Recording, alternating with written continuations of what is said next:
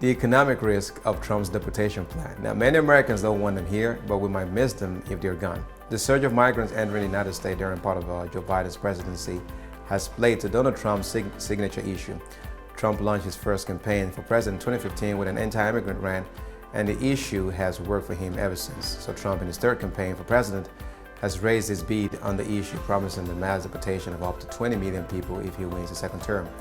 Careful what you wish for, American firsts. If Trump accomplished even part of this plan, it would leave many industries short of workers, raise the cost of businesses and consumers, and dent federal tax revenue. That's not a defense of illegal immigration. Instead, it's an acknowledgement of the key role migrants play in the U.S. economy, despite many Americans' legitimate concerns about a broken immigration system that generates chaos. Migration is poorly understood, so first, some basics. Around 1 million people migrate legally to the United States each year, and another million, or some, come as temporary guest workers needed to fill a variety of jobs in agriculture, technology, and other sectors. Aside from the COVID years, those numbers are fairly steady and not especially controversial.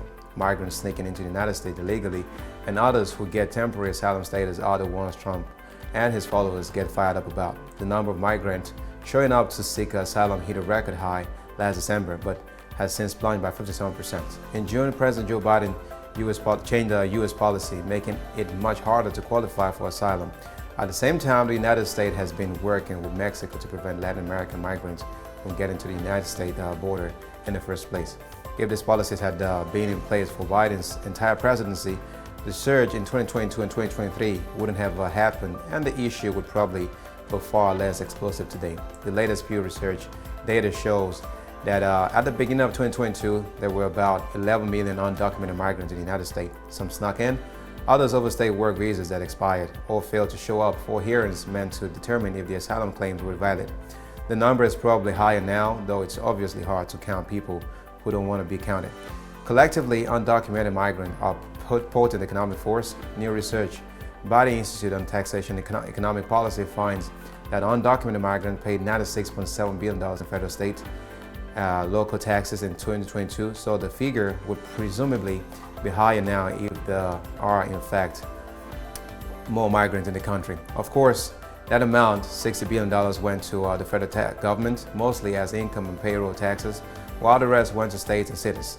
Many undocumented workers get paid in cash, untaxed, but some choose to get a taxpayer ID number from the government or even use a fake or outdated social security number to pay taxes, because some employers require it, and paying taxes can now make the case for citizenship later on.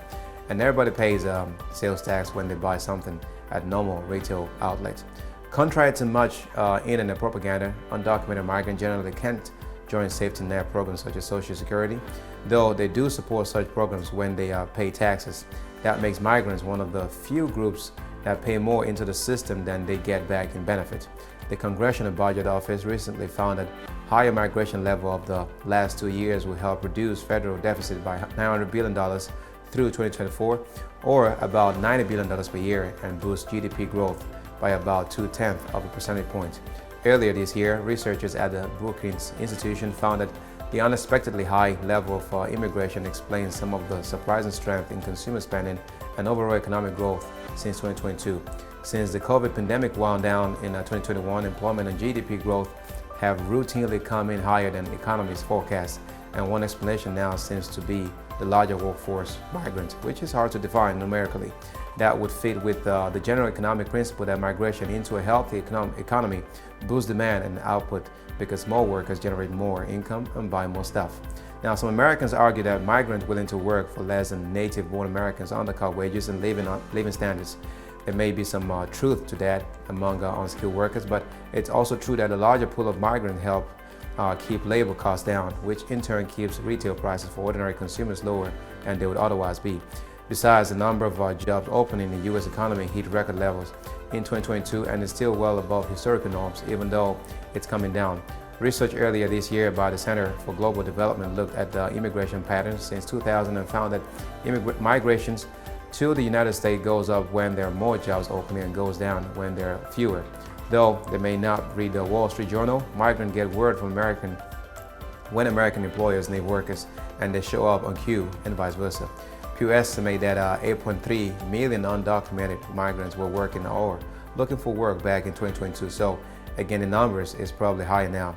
Now, those not looking for work are mostly children and probably dependent.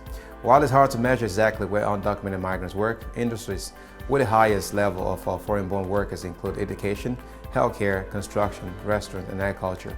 Most of those industries have dealt with the shortage of workers during the post-COVID economy. As one example, migrant laborers account for an estimated 1/2 of all dairy workers in the country. Trump's first presidential term showed that he promises draconian measures on trade, for example, then pursues about half of what he promised. So his mass deportation might not be mass, but it will certainly be disruptive. Again, this is not an argument for open border or for the continuation of an overtaxed, underfunded, and outmoded immigration system, but undoing the economy as it is, including the gray and black market portion of it, will entail costs that will affect most Americans. Deporting large numbers of migrant workers will shrink the workforce, drive up labor costs, and make food and many other products more expensive. Growth will suffer a little, tax revenue will drop a bit, and budget deficit will be higher.